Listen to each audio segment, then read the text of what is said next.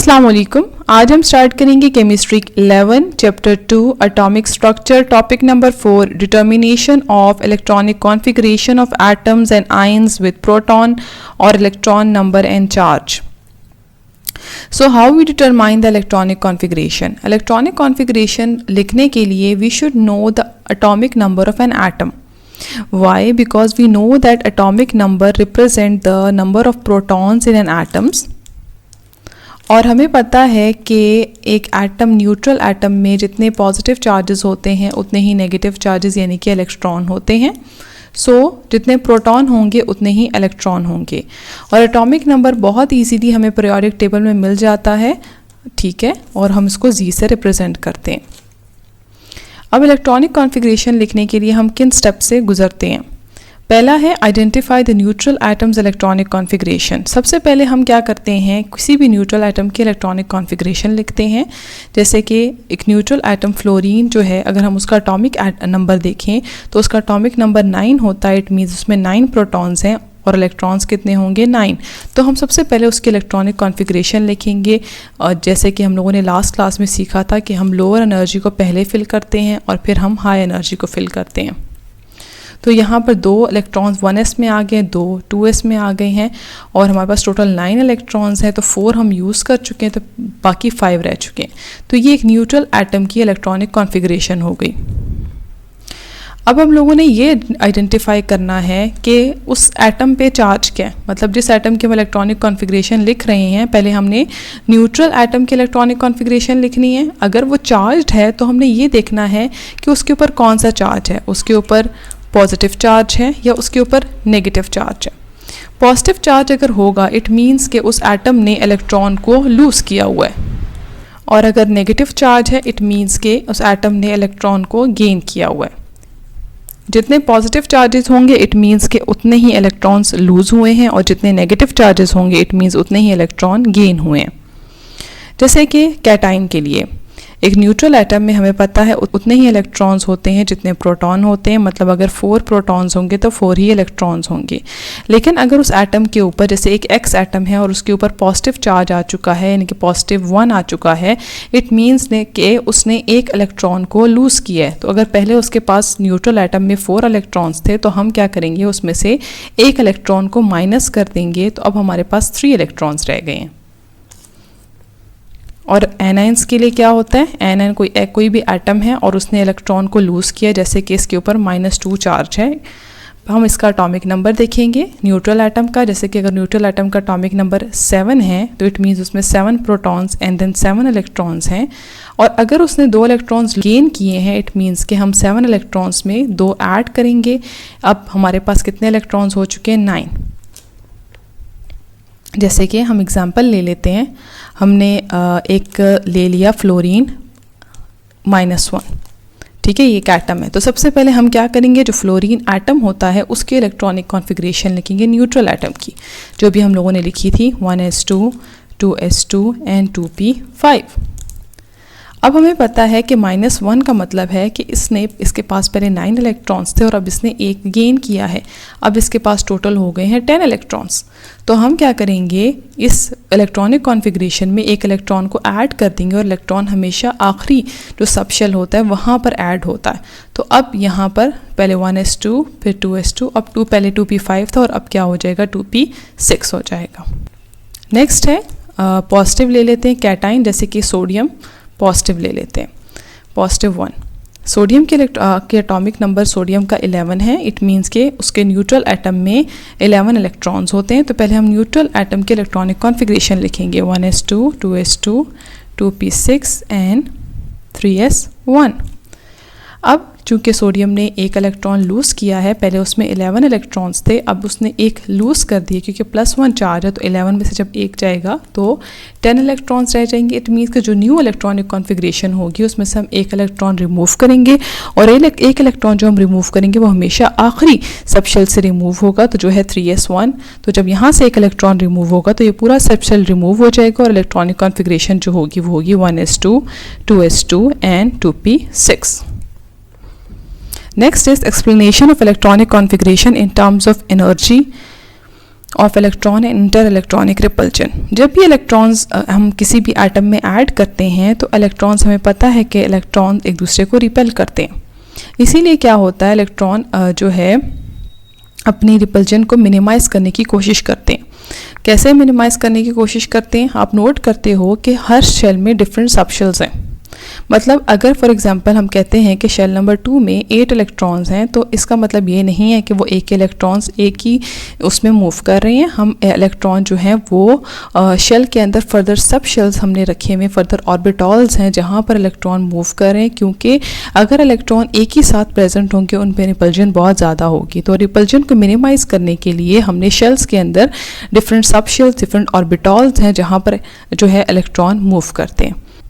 अगर इलेक्ट्रॉन्स एक ही शेल में इंक्रीज़ हो जाएंगे तो उससे रिपल्जन इंक्रीज़ होगी, और जितनी ज़्यादा रिपल्जन होगी उतनी ज़्यादा हाई एनर्जी होगी। इसलिए आप नोट करते हो कि जो हाई शेल्स होते हैं उनकी एनर्जी ज़्यादा होती है, क्योंकि हम जो ऊपर जाते हैं तो शेल में ओवरऑल इलेक्ट्रॉन्स बढ़ते जाते हैं। तो जब इलेक्ट्रॉन्स बढ़ते हैं उनमें रिपल्जन बढ़ती है तो उनकी एनर्जी भी क्या होती है, इंक्रीज़ होती है। ऑर्बिटॉल एनर्जी, ऑर्बिटॉल की एनर्जी डिपेंड करती है कि वो न्यूक्लियस से कितना दूर है। अगर कोई ऑर्बिटॉल न्यूक्लियस के करीब होता है, इट मीन्स कि उसकी लोअर एनर्जी होती है, और जो ऑर्बिटॉल न्यूक्लियस से दूर होता है उसकी हाई एनर्जी होती है।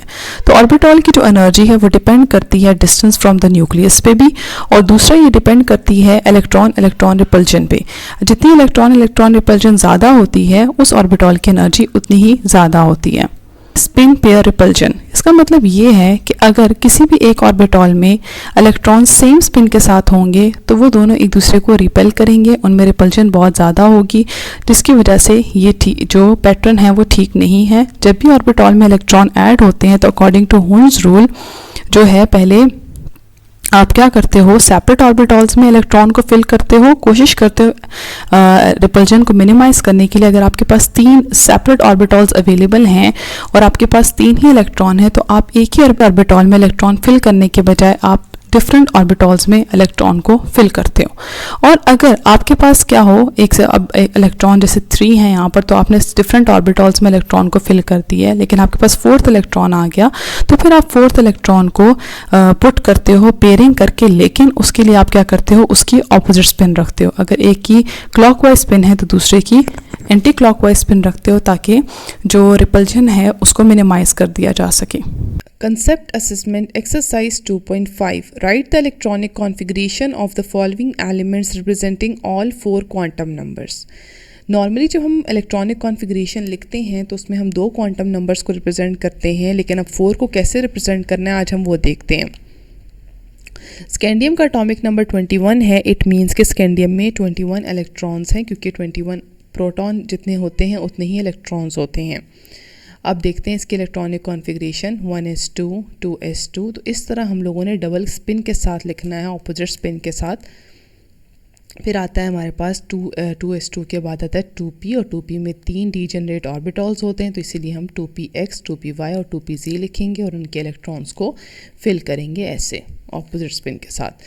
2p के बाद नेक्स्ट आता है 3s, जिसमें 2 इलेक्ट्रॉन्स होते हैं। देन 3p जिसके 3 डीजेनरेट्स ऑर्बिटल होते हैं, और इनमें टोटल 6 इलेक्ट्रॉन्स प्रेजेंट होते हैं 3px 3py एंड 3pz में।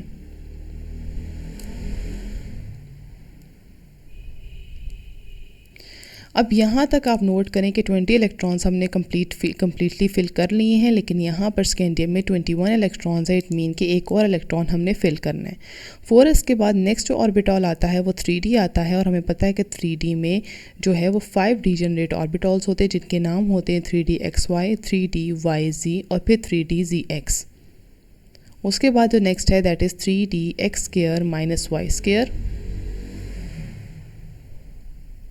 And 3dz²। अब यहाँ पर टोटल 5 डीजेनरेट ऑर्बिटल है, इसमें टोटल 10 इलेक्ट्रॉन्स आ सकते हैं, बट हमारे पास अवेलेबल 1 है, इसीलिए हम 1 इलेक्ट्रॉन को यहाँ फिल कर लेंगे। तो ये हो गई स्कैंडियम के इलेक्ट्रॉनिक कॉन्फ़िगरेशन। नेक्स्ट हम देखते हैं क्रोमियम के इलेक्ट्रॉनिक कॉन्फ़िगरेशन।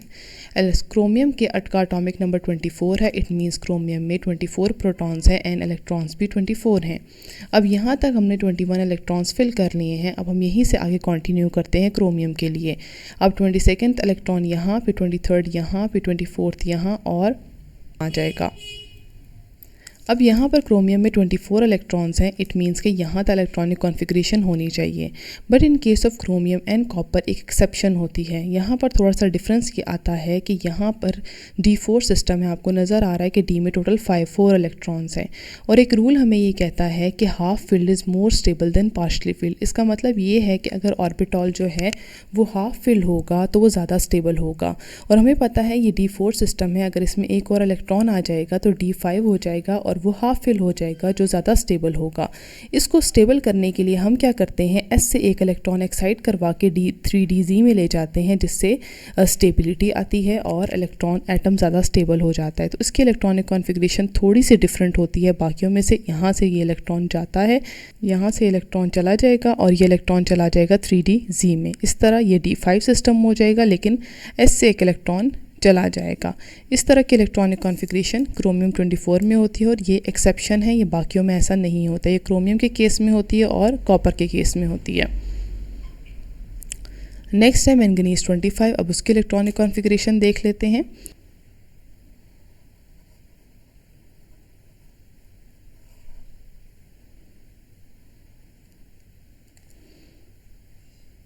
तो यहाँ पर हमारे पास 20 इलेक्ट्रॉन्स हो गए, 21 यहाँ, 22 यहाँ, 23 यहाँ, 24 यहाँ और 25 इलेक्ट्रॉन यहाँ पे आ जाएगा। तो ये हो गई मैंगनीज़ की इलेक्ट्रॉनिक कॉन्फ़िगरेशन।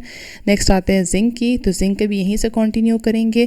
25 इलेक्ट्रॉन यहाँ पर हमने पूरे कर लिए, तो 26 यहाँ पर आएगा, पेयरिंग शुरू हो जाएगी। 27 यहाँ, 28 यहाँ, 29 यहाँ और 30 यहाँ पर। नेक्स्ट क्वेश्चन है write down the electronic configuration of the following ions. तो यहाँ पर सोडियम है, सोडियम का एटॉमिक नंबर 11 है, लेकिन यहाँ पर प्लस साइन है, इट मीन्स इसने एक इलेक्ट्रॉन लूज़ किया है। वैसे तो नॉर्मली सोडियम में 11 इलेक्ट्रॉन्स होते हैं, जब एक इलेक्ट्रॉन वो लूज़ करता है तो उसमें 10 इलेक्ट्रॉन्स आ जाते हैं।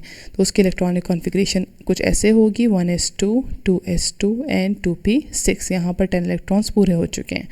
फिर आते हैं क्लोरीन आयन की तरफ। क्लोरीन में वैसे 17 इलेक्ट्रॉन्स होते हैं, जब एक गेन करेगा तो 18 हो जाएगा। तो नई इलेक्ट्रॉनिक कॉन्फ़िगरेशन क्लोरीन आयन की ये होगी। यहाँ तक 10 इलेक्ट्रॉन्स हो गए, देन 3s2 एंड 3p6, तो 18 इलेक्ट्रॉन्स पूरे हो चुके हैं। नेक्स्ट है कैल्शियम प्लस। तो कैल्शियम प्लस में टोटल हमें पता है कैल्शियम का एटॉमिक नंबर 20 है, प्लस का मतलब इसने एक लूज़ किया हुआ है, तो अब 19 इलेक्ट्रॉन्स हो चुके हैं। According to that electronic configuration होगी 1s2, 2s2, 2p6, 3s2 और 3s2 के बाद 3p6। यहाँ पर हमारे 18 इलेक्ट्रॉन्स पूरे हो चुके हैं। उसके बाद हम नेक्स्ट इलेक्ट्रॉन जो एक इलेक्ट्रॉन रह गया 4s में आएगा, तो ये इलेक्ट्रॉनिक कॉन्फ़िगरेशन है कैल्शियम आयन की। नेक्स्ट है इलेक्ट्रॉनिक कॉन्फ़िगरेशन लिखना। इलेक्ट्रॉनिक कॉन्फ़िगरेशन जब भी हम लिखते हैं तो पहले हम लोअर एनर्जी को फिल करते हैं, देन हम हाई एनर्जी ऑर्बिटल्स को फिल करते हैं। तो यहाँ पर हमने 1 से लेकर 18 एलिमेंट्स तक एटम्स की, जिसके 18 एटॉमिक नंबर हैं, उनकी तक इलेक्ट्रॉनिक कॉन्फ़िगरेशन यहाँ लिख दी है। तो इसमें आप नोट करें कि हमने पहले लोअर एनर्जी ऑर्बिटल्स को फिल किया and then high energy orbitals को। तो ये जितनी भी इलेक्ट्रॉनिक कॉन्फ़िगरेशन है, ये फर्स्ट 18 एलिमेंट्स की न्यूट्रल एटम्स की इलेक्ट्रॉनिक कॉन्फ़िगरेशन है। तो ये अगर आप याद कर लोगे तो आपके लिए चार्ज की इलेक्ट्रॉनिक कॉन्फ़िगरेशन बहुत आसान हो जाएगी। डिस्चार्ज में अगर प्लस चार्ज होगा तो आपने इलेक्ट्रॉन्स को रिमूव करना है, और अगर नेगेटिव चार्ज होगा तो आपने ऐड करना है। आई होप कि आपको इलेक्ट्रॉनिक कॉन्फ़िगरेशन लिखने का तरीका आ गया होगा, और भी वो जो कन्फ्यूजन्स होंगी वो क्लियर हो गई होंगी। Thank you so much. अल्लाह हाफिज़।